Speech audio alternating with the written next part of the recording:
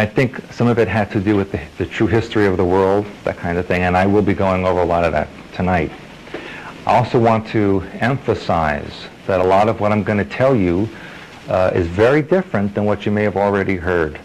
Even those of you who have been with me before and have attended some of the seminars or seen some of the tapes, I'm going to be speaking a lot differently tonight, adding a lot of different information that I never thought I could add in public, but it's pertinent to what I'm going to tell you.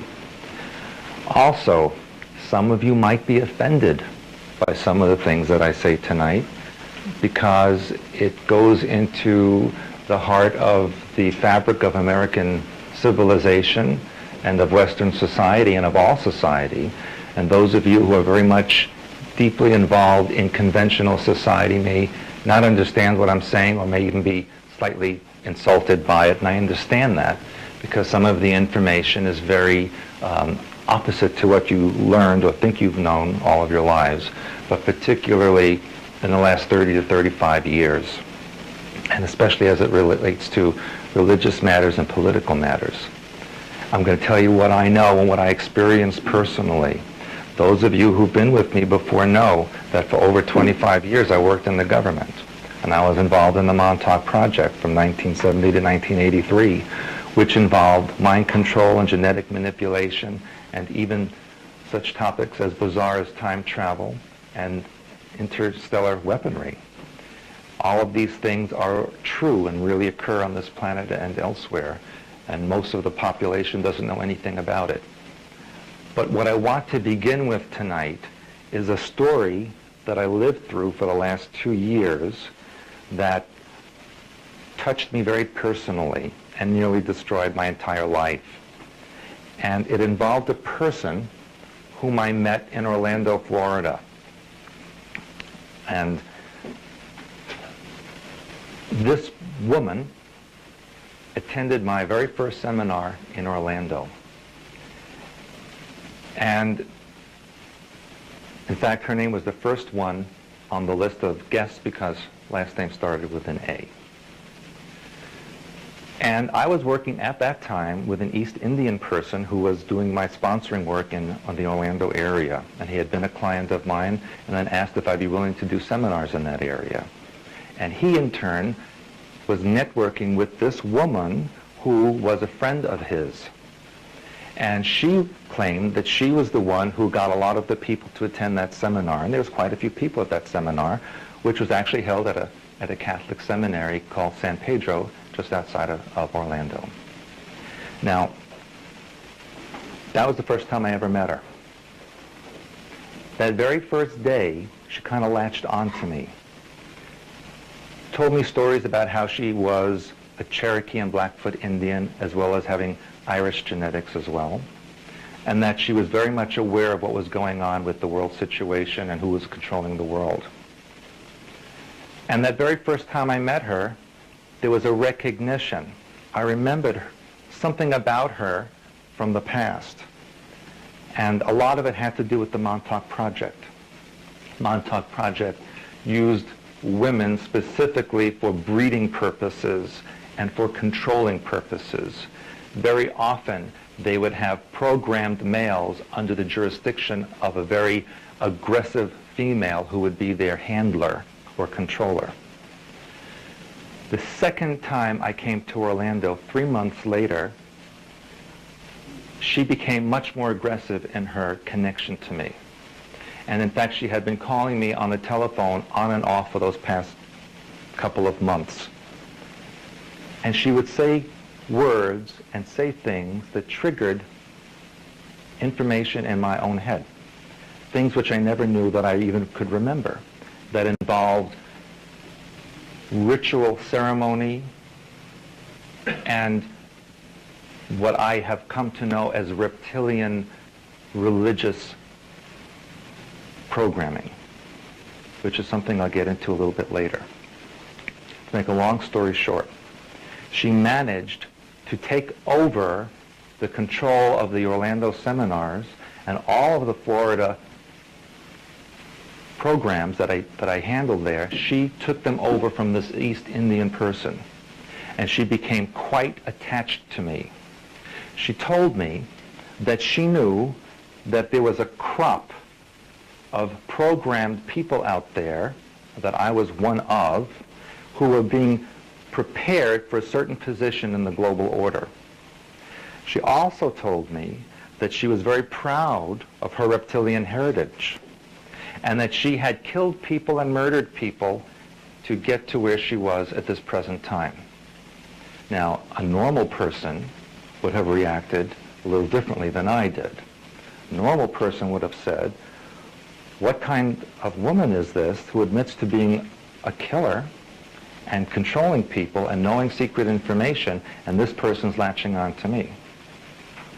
And yet I didn't do anything about it, and yet I encouraged her to continue doing my programming for me and sponsoring me and promoting me.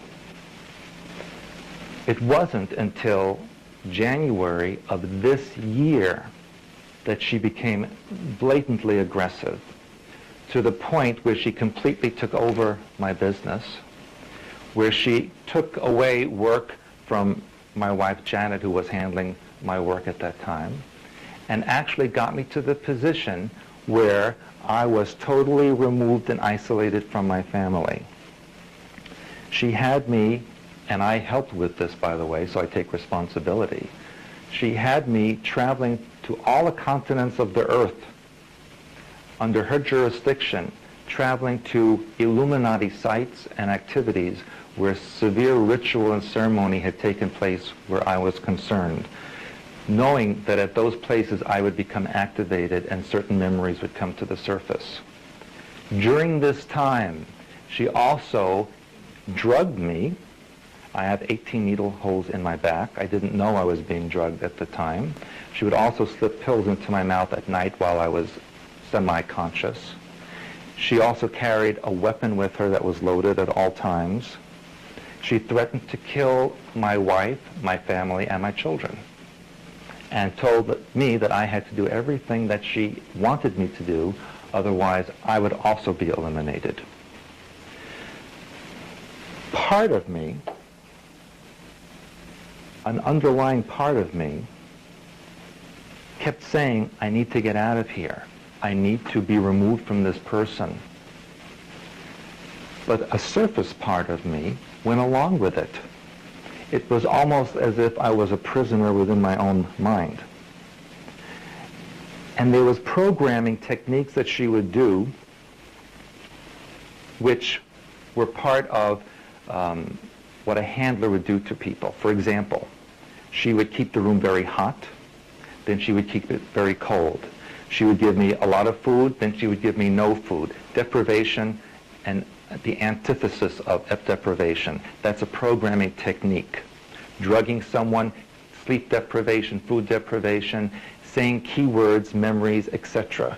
She had me going to Montauk Point, actually talking to the security guards and letting us get into the property, taking me to the building where I had been kept, activating certain sequences, then had a security guard make sure that we got out safely through a back exit.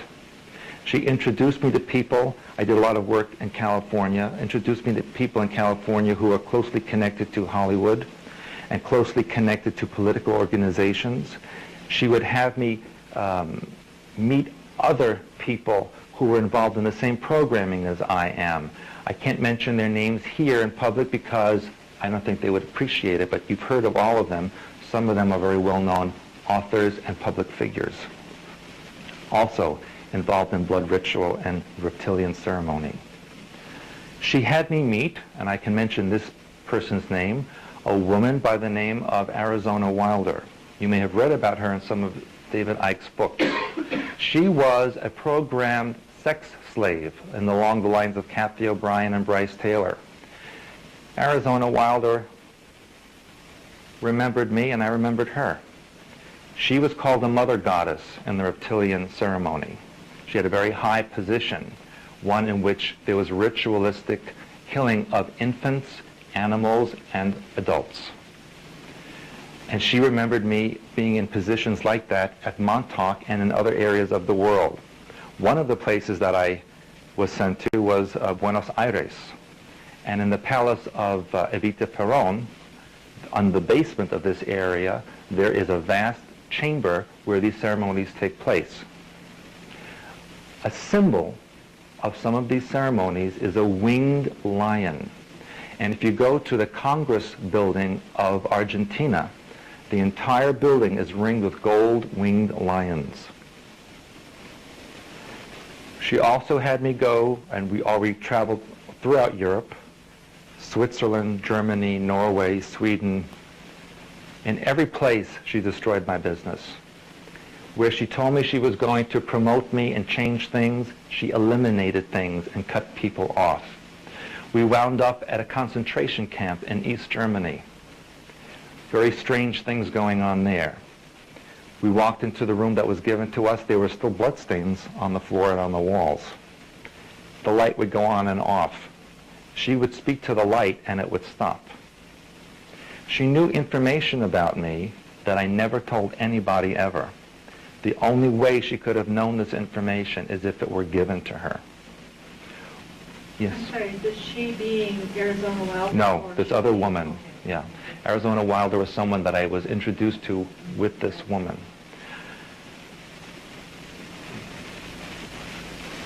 She also got me to the point where I truly believed that I would be selected for this role that she said I was going to play in the New World Order. She told me that I was a member of the Illuminati and that my genetics were chosen for that purpose. She also took me to an astrologer in Palm Desert, California, an astrologer who was very well known to Hollywood people and to other people in that area. She used a false birth date.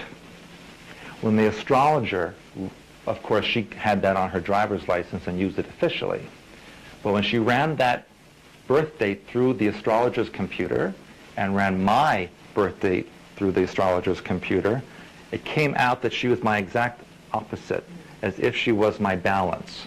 The only way that could possibly be true is if it was already figured out way in advance of her getting these identifications.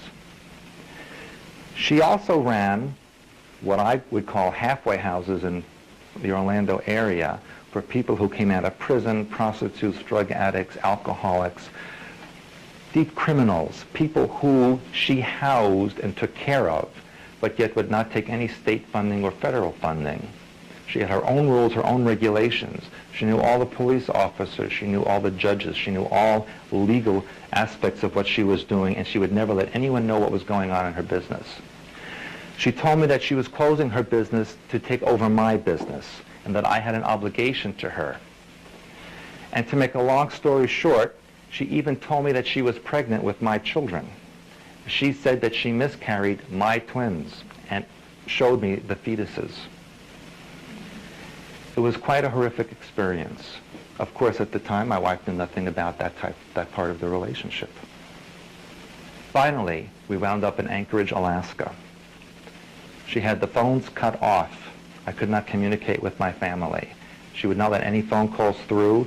She told my wife that I was divorcing her and marrying her, and that at that point, she told me if I go back to my children and to my family, she'd make sure that they were all killed. This is what I was living with for the last 6 months. It's mostly over the last 2 years, but particularly the last 6 months. Couldn't tell anybody about it, couldn't speak about it in public. The one thing that really hooked me into her, that made me think and believe that she was telling me the truth about everything, was a particular item that I never spoke about to anybody, and that is the beings who created the reptilians. Those of you who have been with me before know that when I do my DNA seminar, the second day of the first grouping of seminars, and I talk about galactic history, I talk about how the reptilians were the first colonists on this earth and how they destroyed human civilizations elsewhere. I also mentioned to all of you that nobody knew who created them, but it was believed they were not natural to this time-space continuum. Well, when I was a child, there used to be these beings that would come into my bedroom, and I used to call them the clear people. They looked almost like a human form. They were about 6 feet tall, but you could see through them. You could see the veins and the arteries and what looked like organs, but not human organs. They had no face, really, just an empty spot surrounded by this clear membrane. And they would walk and move like a person. One evening, my sister happened to be looking out of her bedroom door, because her door faced the hallway where we used to sleep as a children, and saw my bedroom door, and she saw one of these beings walking out of my room and then evaporating in the hallway. It was just after an incident that I had waking up and seeing that creature standing over me. And they used to program me or talk to me, where I would get up in the middle of the night, go to my closet door and open it, and there they would be standing there. And if I entered into that space, it was like entering into another dimension, filled with them. They were like gelatinous beings, and I call them clear people. Never spoke about this to a living soul. Not my wife, not my family, only my sister, because she said, I saw a strange thing last night, and I said, that's funny, I had a dream about that. And that was as far as it went. And yet when I met this woman, a year and a half after meeting her, she started talking to me about the clear people, or the transparent people. And it just boggled my mind to think that she knew about such things. That was a very deep secret that I knew I was never supposed to talk about. These are the creatures, the beings, who genetically created the reptilian races. This is the first time I've ever mentioned this ever in public. And the reason that I'm doing this tonight, especially because it's being taped, is because I want a record of what I'm saying to you on tape and on audio, in case something does happen to me, or in case something does come up in the future where she does something, at least all of you know, and it's on tape what I'm telling you and the date that it was recorded. And I'm going to get more into these transparent people in a little bit. But I want to tell all of you that I myself, despite my abilities, despite what I know, was deceived and allowed this to happen to me. And so it took a great effort for me to even be able to say all of this in public to all of you and to have it taped. When I left Anchorage, Alaska, I was going to go back to Orlando with this woman. She told me that she wanted me to go straight back to Orlando with her. In the meantime, she had set up a bank account in Anchorage under her first name and my last name as if we were married. She also had me go to the Motor Vehicle Bureau to apply for an Alaska driver's license. She was going to have me completely dissociated from my family and from everywhere that I lived. On the way back, I told her I had to see my children one last time. And she told me questions that she said, your family will try to get you back. They will try to make you not come back with me. And she would question me to see how I'm going to answer. And I gave her all the right answers. Thank God, something within me started changing.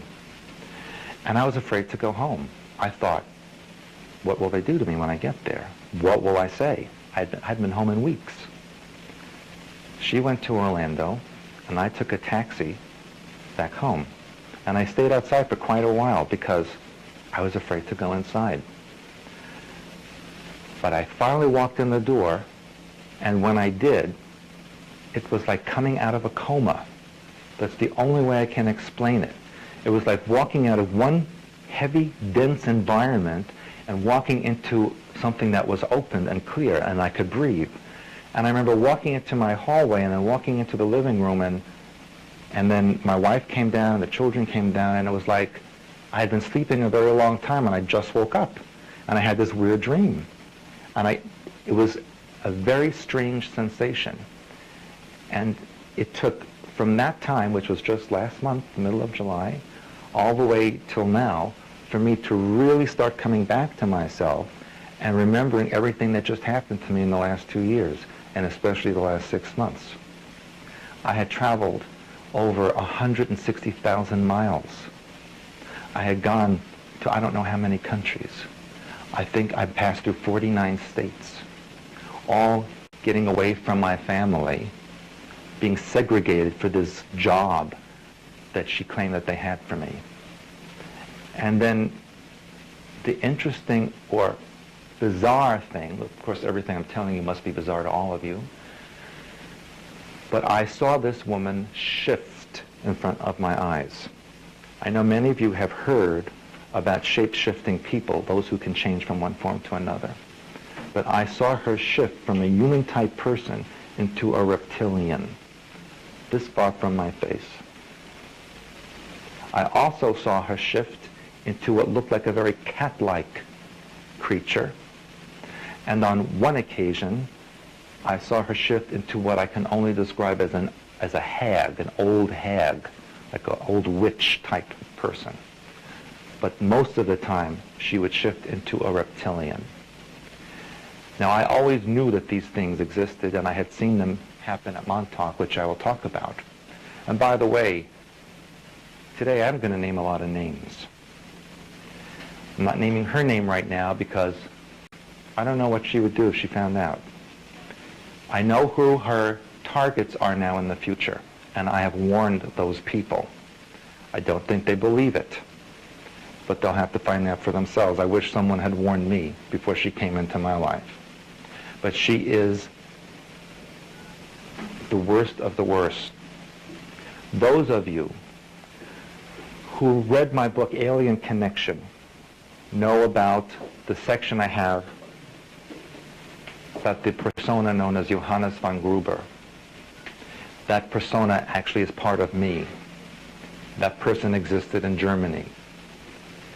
This woman was his mistress in Germany. And when Johannes disappeared, she was executed. I can only imagine that the reason she was agreed to do this role now was retribution. She's driven. She will kill anybody. She will stop at nothing. She will let nothing get in her way. And I have to deal with that right now, and that's why I did not go to Denver to do global sciences, because she was going to be there. And I knew that if she was there, she could turn on her drugs or her programming, whatever it is she does, as my handler to make me snap back into that position again.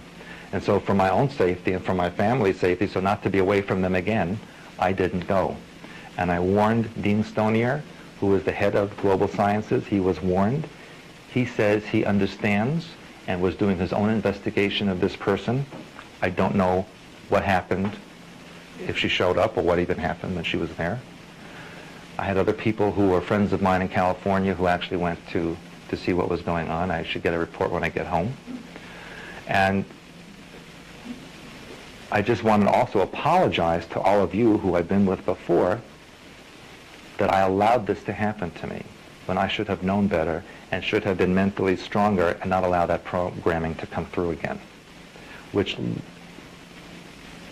leads me to tell you that never assume when you think you have undone something in a mind pattern or programming that it is done forever. The imprint will always be there as long as you're in this lifetime. You must always make conscientious efforts to monitor yourself and look for the triggers that can turn on the old patterns. And you will always be tested by yourself and others to see if you can fall back to those old patterns. And so, I never went back to Orlando, never communicated with the person again, although I know she did try to communicate with me on many different levels. I need to also tell you that she was in communication with not only Arizona Wilder, but also a person known as Cisco Wheeler, who you may have read about in the David Icke material. Cisco Wheeler claims officially to be an Illuminati programmer and also a keeper of information for them. Cisco Wheeler came to visit me in California, and she didn't like me because I didn't agree with some of the stuff she was saying. And she brought with her another gentleman who I won't name right now, who was involved with the Japanese government and the Japanese Illuminati. And this woman who was trying to control me wanted me to go to Japan and talk about the American public and what could be done with them. So, just to let you all know, I'm hopefully back on track now, and I will hopefully never allow any of this to ever happen to me again. But I wanted you to know what happened to me and why I haven't been back to Chicago in almost a year. And that is really, although I take full responsibility, it did have to do with the influence of this person in my life. Yes, sir. That's your question. And to hope on that to the floor with this. In the last 6 months, have you given David Icke an interview concerning some things? Yes, I have. Because on the web. Yes, it's been on the web for quite a while. I'm actually glad you brought that up. David Icke called me because he was interested in information involving the shape-shifting reptilians. There is a substance that these beings leave after they do this ceremony with their shape-shifting, which looks like gelatinous material, maybe the yellow or green slime. That's what it looks like. And he wanted to know what I knew about it, and I told him the information on that. I also told him that during the ceremonies at Montauk Point, when they did their reptilian ritual and ceremony, that I saw two people, one of whom looked like William F. Buckley, and the other one looked like Gardner, the one who wrote the book Holy Grail. Yeah, sorry? No, not Gerald Gardner. Sir Lawrence Gardner, right. Those two people, I saw people who looked like that shift into reptilian form as they performed blood ritual in the ceremony. And he was interested in that, and he was also interested in my DNA information and how someone could logically or scientifically shift, and I explained that to him. And unbeknownst to me, the entire conversation was being taped, and within 10 hours, it was on his website. Embellished a bit, but there it was, and there was nothing I could do about it. Okay? I recently contacted him to warn him about this woman because she's after him too. So I warned everyone I could possibly warn, and now it's up to them. It's like the analogy I gave you the last few times I was here, why even do any of this work now? And that is, if you see someone running towards a cliff with blindfolds on, what do? Do you let them go? Do you just yell at them? I prefer, what makes me comfortable is to physically stop the person, take off their blindfolds and show them the cliff. And then they can do whatever they want. If they want to keep running, they can keep running. But at least I told them there was a cliff there and I showed it to them. So that's what I'm going to do for you tonight, hopefully, is show you the cliff. Hopefully take your blindfold down, but you can put them back on afterwards if you wish. Okay? And I wanted to start out the lecture with this story about what happened to me because it will tie in again at the end when I talk about what the Illuminati plans are for this planet, which are quite heinous and are going on at this moment. It's no longer in the future. You're reading about some of it now in the newspaper. And it's going to get even more progressed as in the next few months and culminate within the next 3 years into a civilization that you didn't expect. Now, I've mentioned a lot of things in the last 45 minutes or so. I've mentioned about the Illuminati, I've mentioned about the reptilians, I've mentioned about Montauk Point, but I need to give you the history or the backup of all of this. And I need to explain to you also about the history of this galaxy, and particularly the solar system, because it's pertinent to what's going on now and will give you an understanding of why the reptilians have the mindset that they do. Now, there was a star system, and some of you may remember this from the DNA seminar that I had here about a year and a half ago. there was a star system at the center of this galaxy called Lyrae. You can consider Lyrae to be the home of all human civilization in this galaxy. And I mentioned to you that this civilization was very etheric. They were not really very physical, but borderline physical and non-physical. Now, the Lyrians, you can say, were descendant or the promulgation of what you would term angelic figures. As angelic energy descends into physical reality, it gets into a borderline state that the government refers to as ET level. And to refresh your memory, the government makes a distinction between ET and alien. An alien being is a physical being who resides within this physical universe but is not from the earth. And an ET or extraterrestrial is a borderline physical, non-physical being who comes from another dimensional space-time. Now the reptilians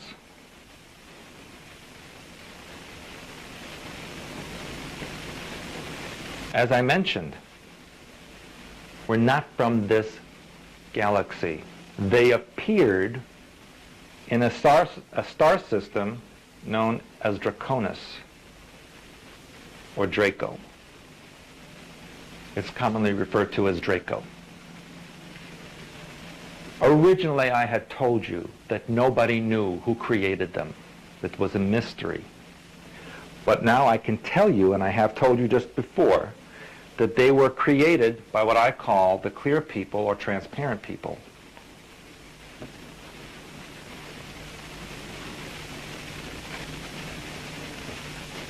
I have to use another pen because this doesn't have much ink in it. These clear people are the same category as extraterrestrial. They're not physical and not non-physical. They're kind of borderline. They have what I call a hive mentality. In other words, they exist in a sea of intelligence that is of the same genre of creatures they are. There's really no segregation or individuality. However, this sea of intelligence is very intelligent, and it has dissociated itself somewhat from what you would call God mind, or the universal, inter-universal energy that pervades all things, without which nothing else could exist. And in fact, if you want to judge them as evil or bad, I don't use terminology like that. I used to, but not anymore. Because I've come to learn that there really is no good or bad or evil or positive, negative. It's just intelligence. And everything is a flip side to the other thing. People ask me, do you believe in God? Yes, I believe in God. Nothing exists without it. And then people ask me, do I believe in religion? And I say no, because I know that all religions were created for mind control purposes. God does not have a religion. So when you ask me what religion am I say whatever God is. That's the religion I am.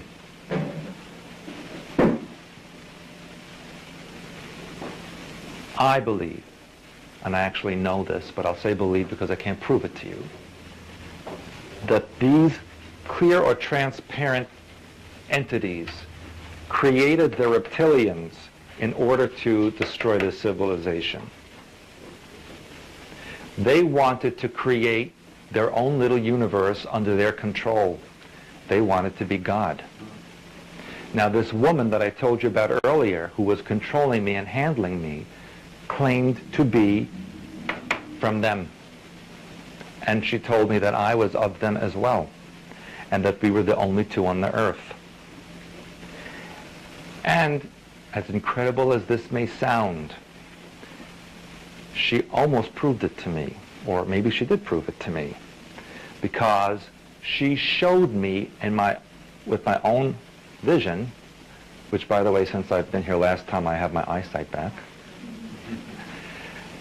that I could shift myself.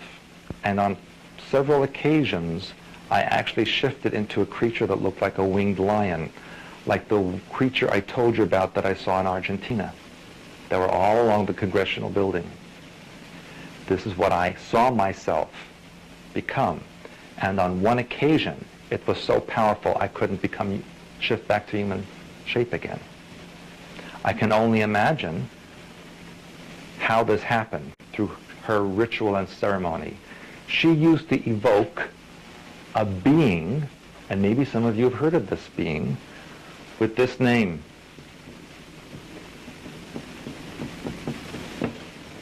Abraxas. Have any of you heard of that before? He's heard of it. If any of you have information on this entity, I'd like to know it. The very first time I did my Illuminati lecture in Los Angeles, before she would let me go onto the stage, she evoked this being and let that being surround me. The name of an album by Santana, if you remember, from the 70s. I wasn't in the 70s. I was locked up in Montauk, so I really don't know very much about what the music was like. But I'd be glad to see that album cover. There's a picture of the being. What does it look like? It looks like a winged lion, as I recall. Is that right? On the cover of the album. Now that's pretty interesting. See, I learned something tonight. Now that's pretty interesting.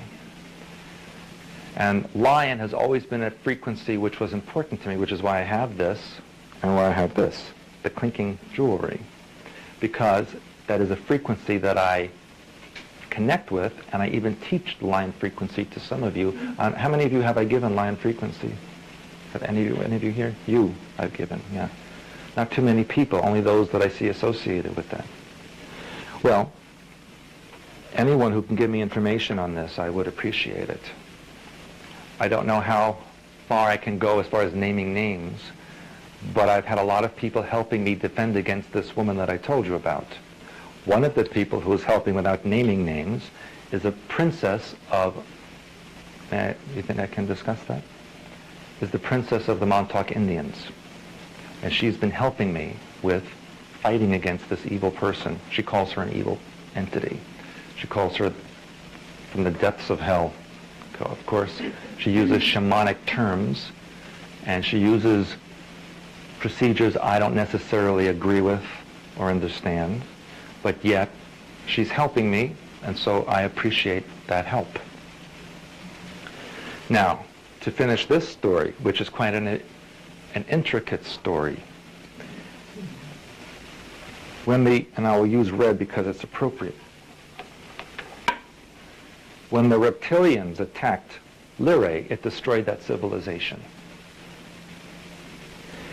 And in fact, I'll give you the float. I have a very complicated flow chart here.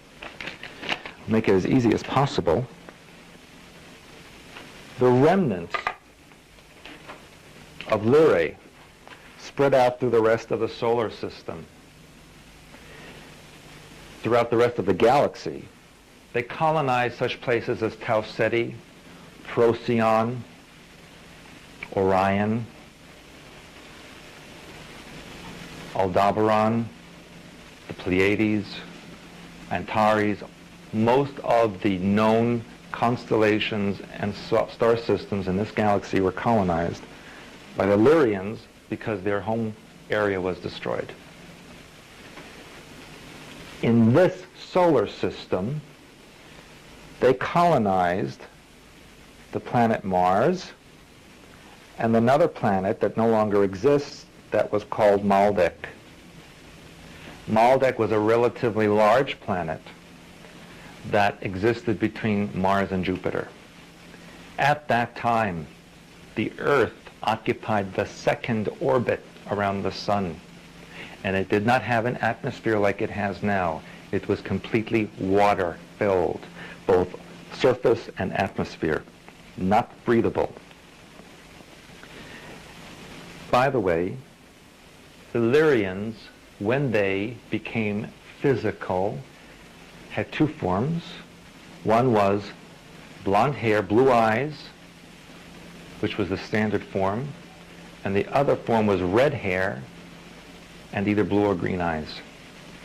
Now the red hair person was considered very special and spiritual and also dangerous. They were extremely psychic and able to interact on many levels of communication and dimensionality. And they were very much used for priests and priestesses in Illyrian civilization.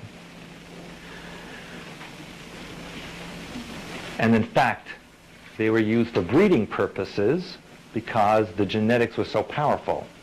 And in Montauk, most of the breeders were red-haired women with blue or green eyes. Now, the reptilians have a mindset that's very different than what humanity has. Reptilians believe that they are superior to all others.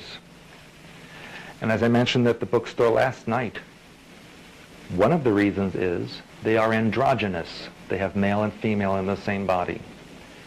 And since this is representative of what exists outside of physical reality, where there is no male or female gender, it's just energy, they consider themselves superior for bringing that type of information to physical reality. You'll also note, based on observing creatures on the earth right now, that reptilian forms do not evolve or adapt over eons or millions of years. They basically stay the same. And if there's a change, they just die out. Whereas mammalian forms need to adapt and evolve as there are changes occurring in their environment.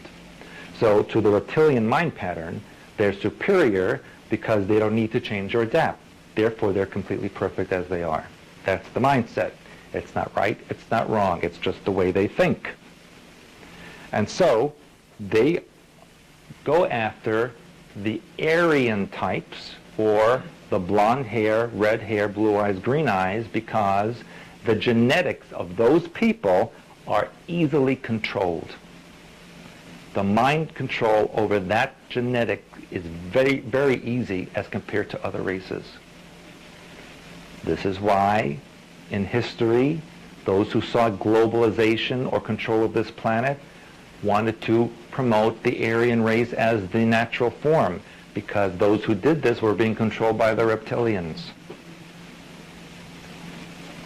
And they found every reason they could think of to make other civilizations or races look inferior.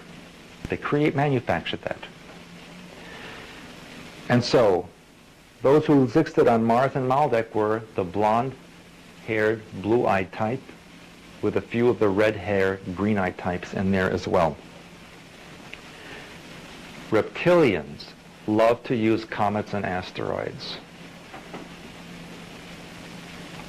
That's their mode of travel and attack. They sent an ice comet into the solar system to destroy the human colonists or the Illyrian refugees on Mars and Maldek. Now, at the time, if I may erase this, at the time, the setup of this solar system was very different. Well, I'll use this. I'll use this as the sun. And then the planet Mercury was where it always was. Then there was the Earth, which, as I said, was a water planet, totally. Then there was Mars, which had an Earth-like atmosphere and environment. Then there was, I'm not an artist, but there was Maldek. Then there was Jupiter, Saturn,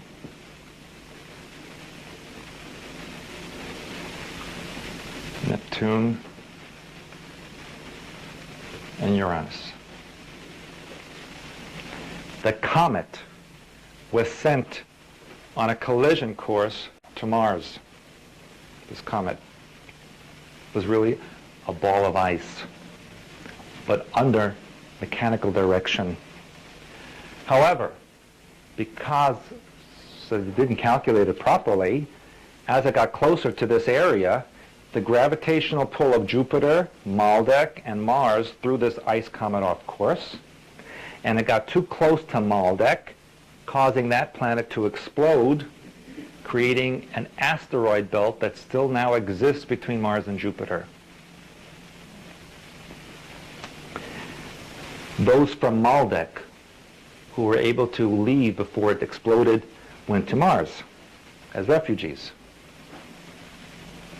As the ice comet then approached close to Mars,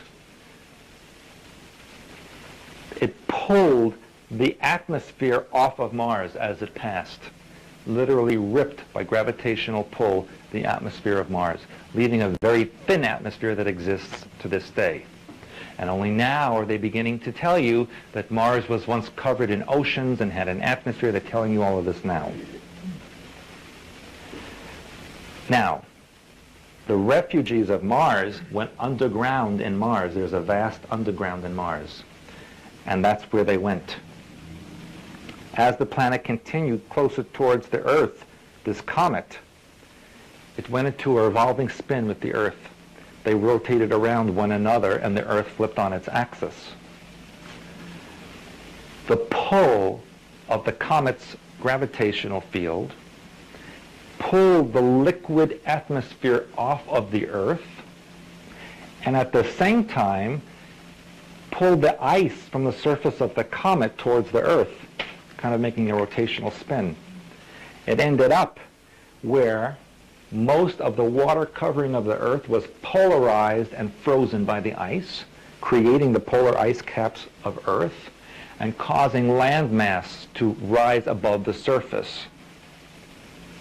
The comet then continued on and actually reversed places with the Earth, pushing the Earth out to the third orbit of the Sun, and the comet taking up the second orbit, and we now call that comet Venus. Venus was an ice comet. But because it is now so close to the Sun, the ice completely evaporated, creating a dense cloud cover around the planet that still exists. Now in 1982, I believe it was, a Soviet spacecraft penetrated the cloud layer of Venus and saw on the surface of Venus 7 domed areas lined up in a row. Just like that. Each several miles wide. It was photographed. It appeared on page 3 of most U.S. newspapers. Whole story about it. But at the very bottom, the last paragraph of the article, it said, NASA scientists believe that this is a natural formation. After they went through a whole page of saying how strange it was, and there were 7 domed objects, and they were lined up in a row, and what an anomaly this was, last paragraph was, scientists say it's a natural formation. Never heard a story again. I'm going to tell you, though, that these domes are biospheres for reptilian beings who live on the surface of Venus. Now, I want you to remember something that happened in the 1950s. I'm going to jump around in time. In the 1950s, there were these people who appeared on television and in the newspapers who claimed they were Venusians. Do you remember that? Those of you who are old enough, you don't have to say who you are. They claimed to be Venusians who came to Earth to uplift mankind. One of them actually wound up at the Pentagon. You remember his name?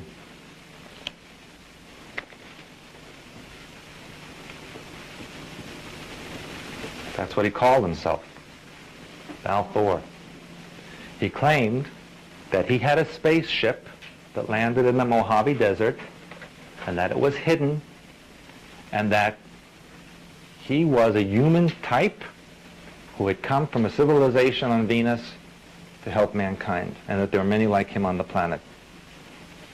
Now, just so that you know, the Illuminati like to present things as the opposite of what they are. What is Venus known as in mythology? Love. Okay? So if you're from Venus, what does that mean? You're full of love and peace, right? Okay? Now do the opposite of that. They're reptilian. Okay? They aren't capable of the emotion of love because they don't have that within them. They're androgynous beings. And so, Val Thor actually was taken to the Pentagon and supposedly exists there to this very day. And there are photographs of him. If you have newspapers from the 50s and early 60s, occasionally there would be a picture of Val Thor at a public gathering of public figures, and there he was. And they listed him as Val Thor. And that was in the newspaper. So, now let's go back in time. Earth was now colonizable because it now had land mass and the water was ripped out of the atmosphere, leaving an oxygen-rich environment. The reptilians drove another object into the solar system to colonize the Earth. We now call that object the moon. The moon is the only known object in space that's supposed to be natural that doesn't spin. It faces in one direction all the time, like a ship in orbit, and that's exactly what it is. If you send a sonic resonance off of the moon, it pings like a glass, hollow glass. It's not solid. If it were solid, the sonic resonance would make a thump or a bang sound. It doesn't. And in fact, to this very day, if you have a telescope, especially on a full moon, and you train your telescope at any crater in the moon, you will see activity there. You will see lights moving, you will see vehicles moving, you will see buildings. You can do this if you have a telescope, and it doesn't have to be an expensive telescope either. And they colonized a continent.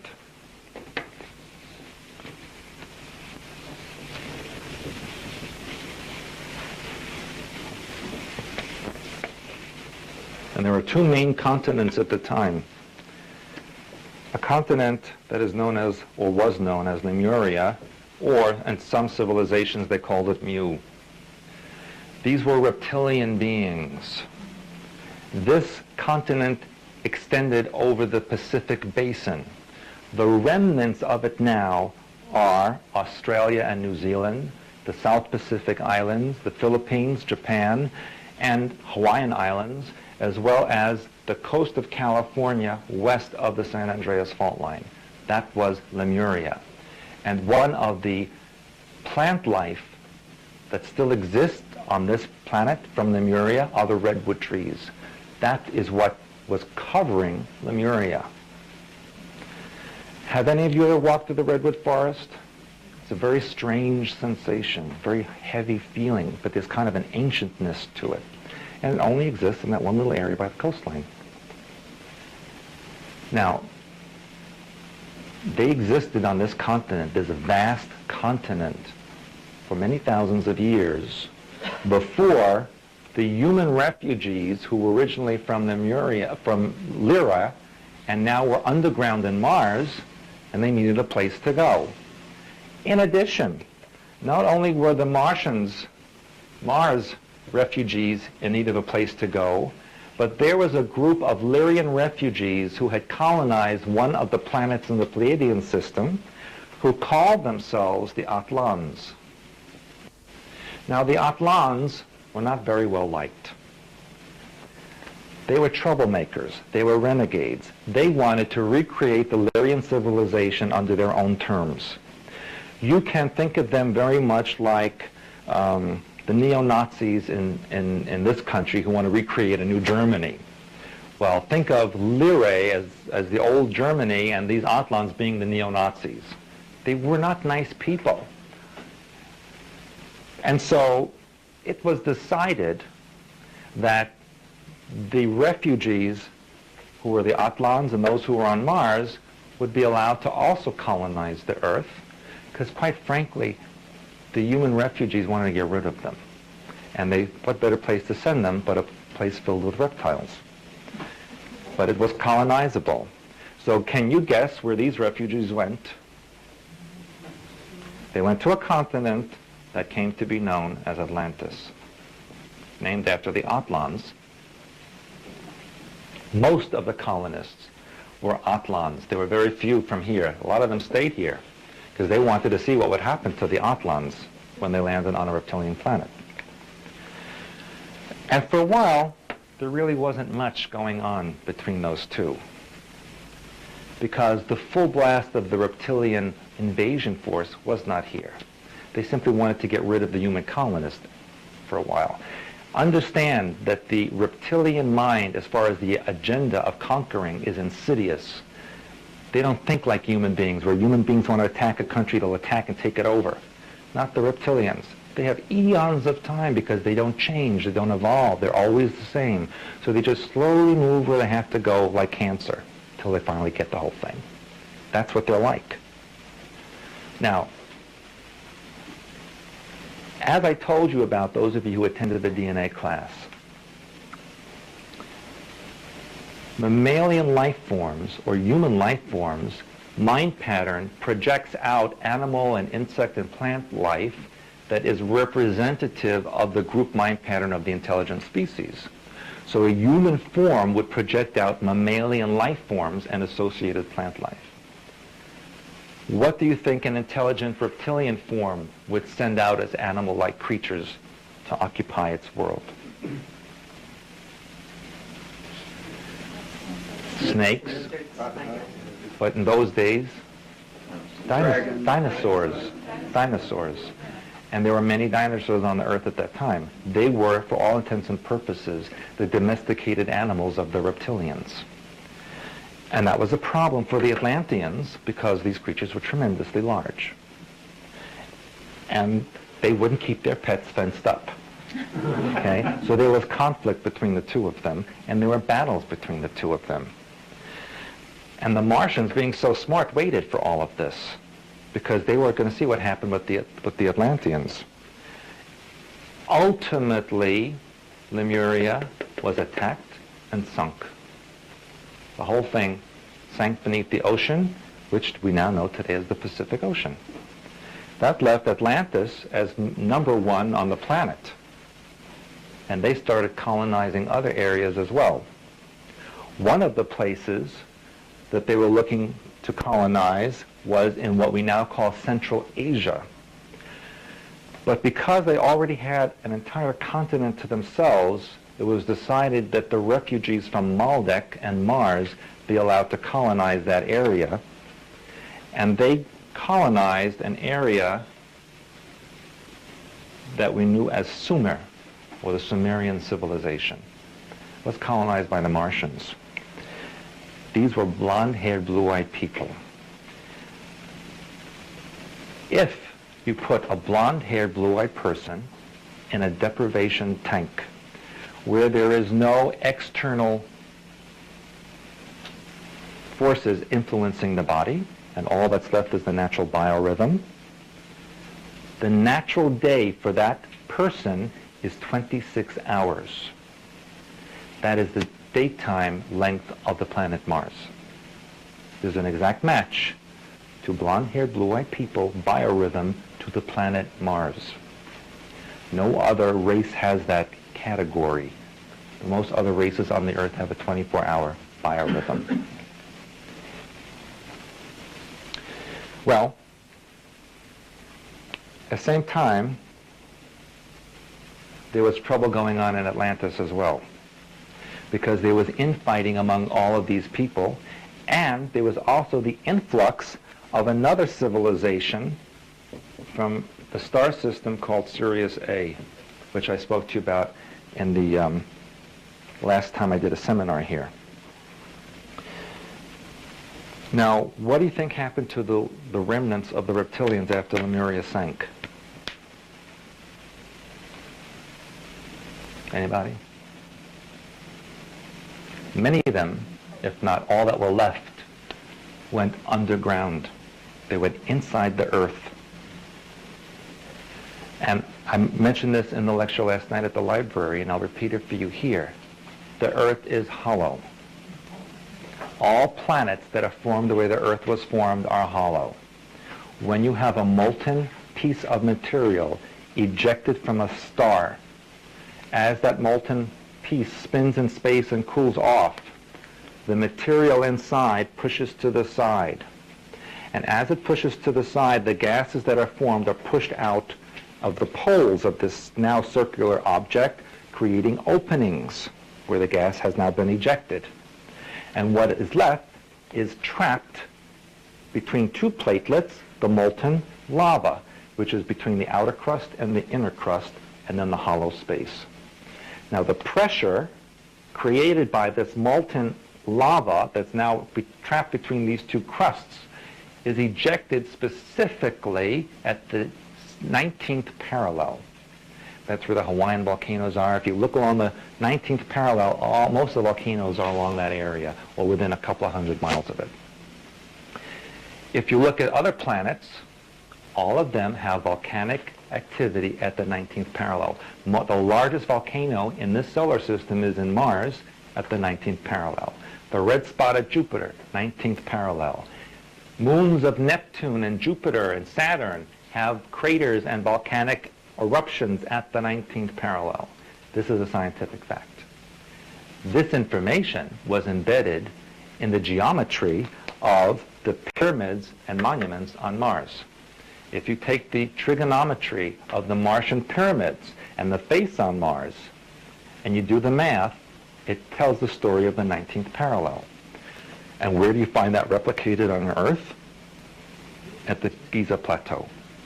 The face on Mars is equal or equivalent to the face on the Sphinx. And what body does the Sphinx have? A lion. There's that lion again. And so, I have another flowchart to give you, which will show you what the reptilians did, because they don't give up, ever. They are insidious in what they do. They decided, now that they were inside the Earth, they were not on the moon anymore, they were cut off basically from the Draco star system. What are they going to do? They wanted to recapture the Earth in the best way possible, and the best way would be by genetic breeding, hybridization with the human beings on the planet.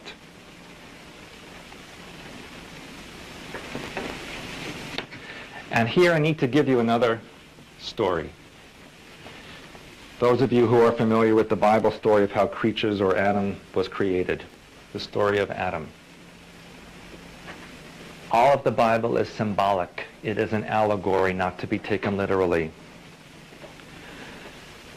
And when there was a peace treaty at one point between the humans and the reptilians, the peace treaty was that they would try to create a new being which had the semblance or the mixture of all the genetics, not only of the reptilians and the Atlans, but of all the other civilizations in the galaxy that had an interest in the Earth.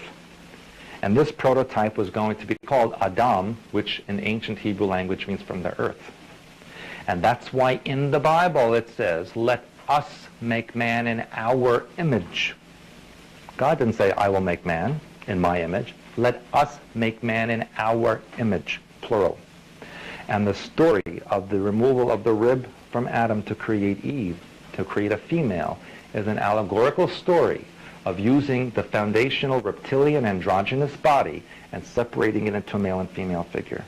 That's an allegorical story of the separation into the sexes from a reptilian body. And so I'm going to give you a flow chart, and it might look a little bit messy, but it's the best I can do given the circumstances, of how the flow of civilization and reptilian DNA got into all of you. Because every single person on this planet, whether they're human or not, has reptilian DNA. And that's a unique situation in the galaxy. That's why there's such an interest in this planet from elsewhere, because nowhere else is there such a genetic mixture. And so, if we start out, and I'll try to make this as neat as possible, but I have to write small. If we start out with the Draco and the Lyrian civilizations, we find that there was a split here to Maldek and Mars on this side, and here was the Pleiades, or the Atlans, and this then went to Sumer, and this then went to Atlantis. And I'll do some work here so it won't be too confusing first. Here we have Venus and the moon. And then here we have Lemuria. So we're all on the same page with this so far. This is reptilian form, this is human form. Pure human form, which nobody on this planet is a pure human form. Now,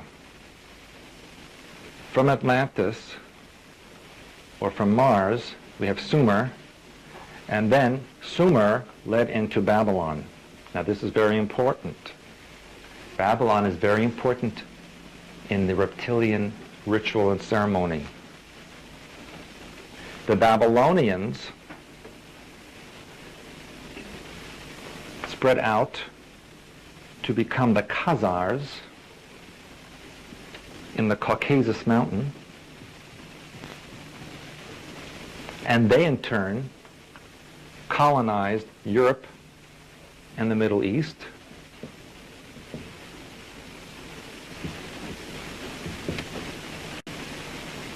Who then in turn colonized the Americas. Sumerian civilization actually led into the Phoenicians. They were the forerunners of the Egyptians, who, by the way, now this is where it gets complicated, the refugees from Atlantis also colonized Egypt. Okay, this is going to get a little messy now. I have an idea. I want to do the reptilians in red. Oh, let me finish this part. Then the Egyptians actually had an influence in Greece, and Greece actually became part of Rome and Spain, which led to the colonization of the Americas as well.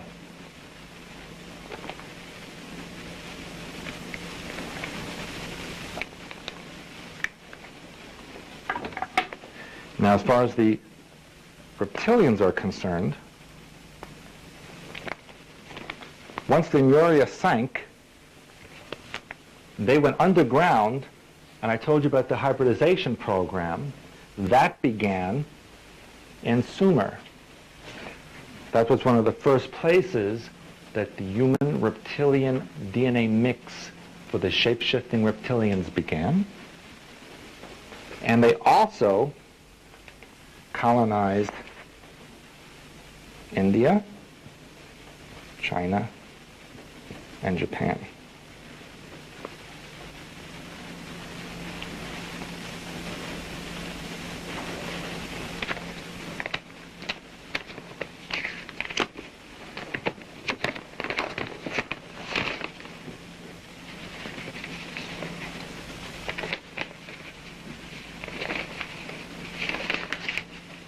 Now, in Sumer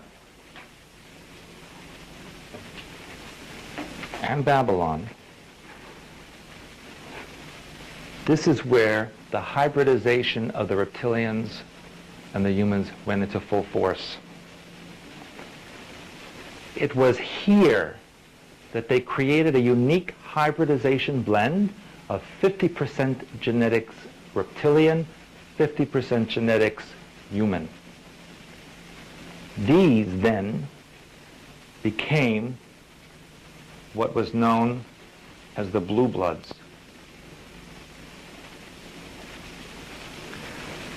Who became the royalty of the earth. They call them blue bloods because their bloodstreams have a high copper content. When copper oxidizes, it turns blue or green color. When iron blood oxidizes, it turns red or brown. The Indian caste system is a direct replica of the Draconian or Lemurian hierarchy. They had different levels or species that would perform different tasks. They had a warrior caste, a spiritual caste, a worker caste, scientist caste. All of these levels were within the reptilian hierarchy and was recreated especially in India in the Hindu religion or the Indian civilization. And there are documents over 50,000 years old in India that talk about this exact event. And they also talk, and these are called the Vedas. And in fact, they also talk about a vehicle called a Vimana,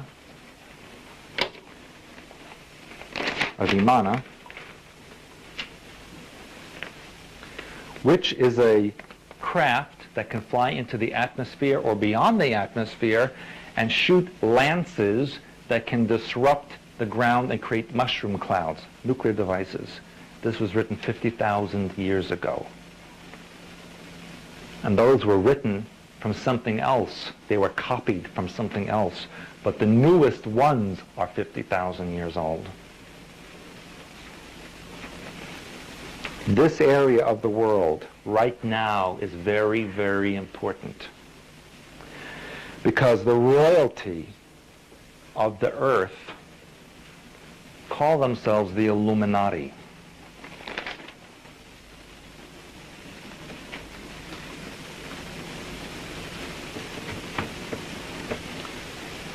In Latin it means the enlightened ones or the illuminated ones. Officially, this group began in 1776, created in Bavaria by a man by the name of Adam Weishaupt. That's the official creation of the Illuminati. He put together this organization in Bavaria to pull together wealthy nobility and royalty to create a better world for the earth. Now that is an interesting date, 1776, because what else happened that year? Declaration of Independence and the creation of the United States of America, which, by the way, which I'll explain to you in a moment, is not even a country. And so, the Illuminati finally in 1776 decided to come out of the woodwork to make themselves known publicly, when in fact they existed from day zero. Really, they existed in their present form from the days of Sumer and Babylon. And they worshipped a pair of deities, a male and female. Male was called Nimrod.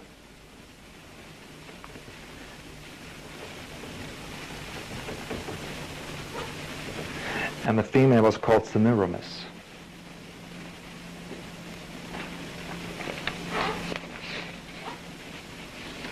In Egypt, these were changed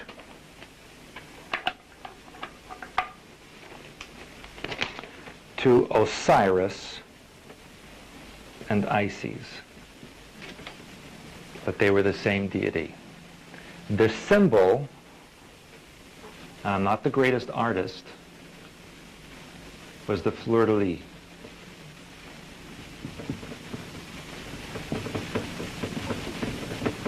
Or the lily, symbolized by the lily flower, the three-pronged flower. And Nimrod, as the god in Sumer, was depicted with three horns. There are also sexual connotations to this because it's a very sexual religion.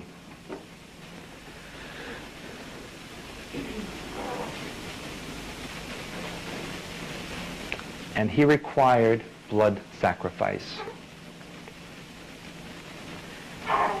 Now, the disturbing thing is that in modern times, the same scenario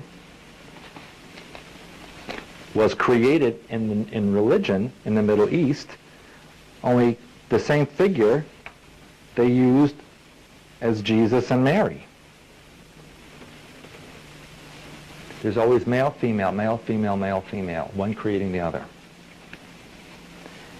There are statues in Sumer showing Semiramis with a human form, a reptilian face, reptilian claws and feet, holding a hybrid baby. That's what they worshipped in Sumer. You can see the picture in any magazine or book related to Sumerian civilization. But all religion from that point onward was based on this type of scenario.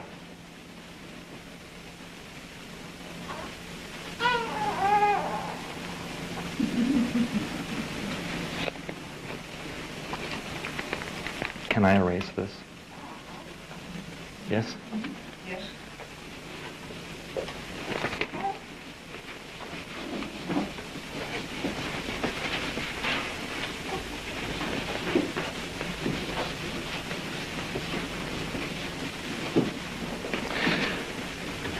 I have a lot of information. I'm going to try to get through as much of it as I possibly can.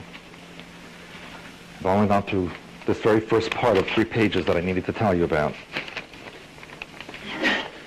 Bless you, whoever it is.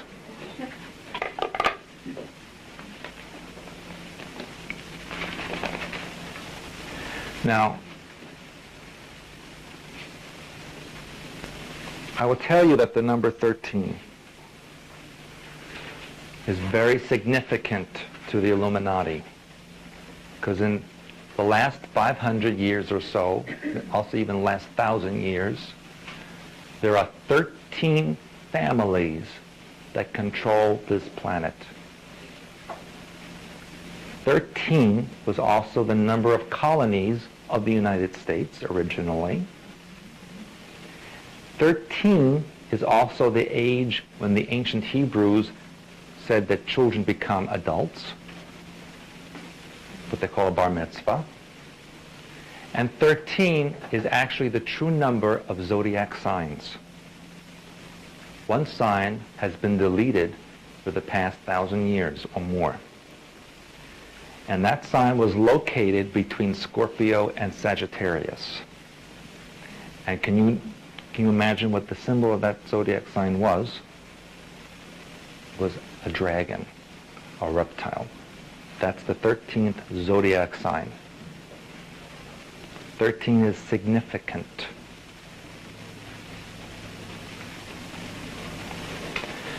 Do you want to know the names of these 13 families? I'm going to give it to you. But I need to tell you something else.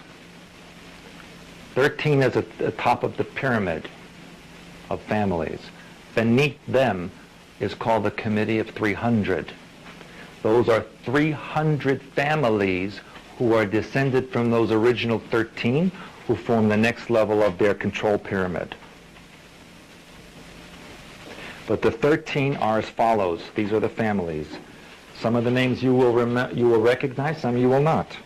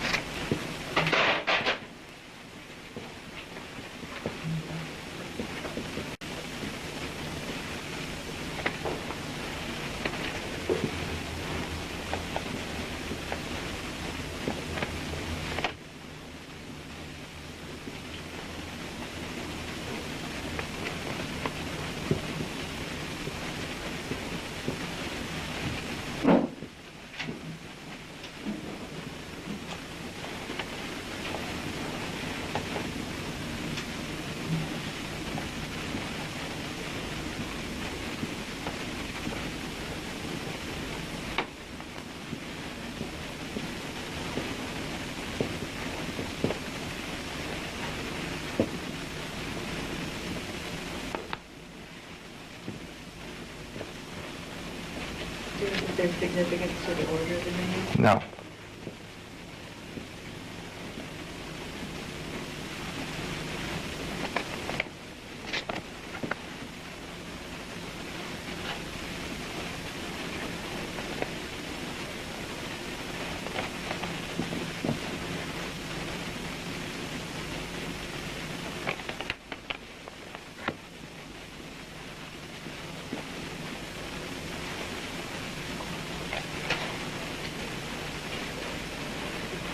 1, 2, 3, 4, 5, 12, 13. These are the 13 families. These families control every minute detail of your life. Can you see it? Can you see that? Yeah. Some of them you can remember or recognize, some you may not be so familiar with. Where I have slashes, the Sinclairs are also spelled St. Clair. The Rothschilds were originally known as the Bowers. The Warburgs were originally known as Del Banco, hence the name bank or banking. The Windsors, the proper British family, actually are German and changed their name in World War I so that people wouldn't think that they were German. But their real name is Saxe-Coburg-Gotha. And same thing with Cavendish, whose sub-levels are called the Kennedys. Some of these people are in public power right now, and some are not. The Plantagenet family has its center in France, but also sent emissaries or colonies to Scotland and Ireland. Hanover, of course, is a big German city with that name. Everyone knows about the Rothschilds.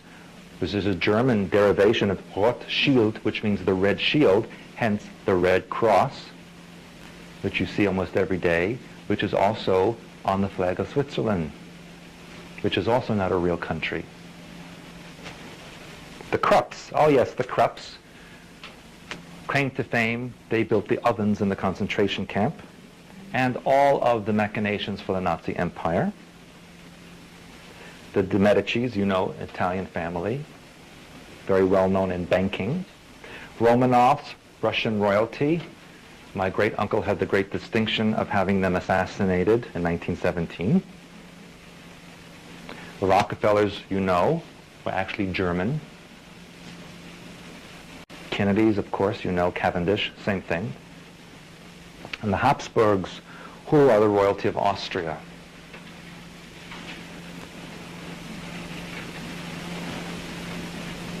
These families control everything in your life. Every single thing in your life. You didn't make a comment about the Bruce. Oh yes, the Bruce, one of the strongest families in Scotland. What movie was made about them? Braveheart.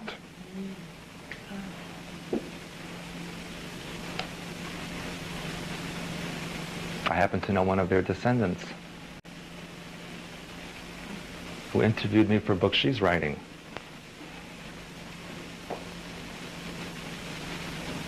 Oh, and by the way, all of these are shape-shifting reptilians. Every single one of them. And do you remember a couple of years ago a claymation, no, it wasn't claymation, it was actually human beings dressed in puppets that did a show about being dinosaurs in the old times? Do you remember that show? Yes. And what was the name of that dinosaur family? The Sinclairs. Remember that? Yeah. Sinclair Oil. Sinclair Oil. The gas station. What's on their gas station? A dinosaur. It's in front of your nose if you look at it. So is that actually how they know about it? They can shapeshift into reptilian form. They have a 50-50 split of human reptilian DNA. Most of you have more of a 90-10 split. You all have reptilian DNA. But once you approach this, you are a blue blood. You are royalty, the global elite, the rulers of the New World Order. And you shapeshift. And you need to do ceremony, including blood ritual and hormone intake of human beings in order to maintain a human form. And I'm going to talk about that in a minute. Anybody need to take a bathroom break? How about if we have a 10-minute break? Is that all right? Okay, and then I'll go more into this in the committee of 300.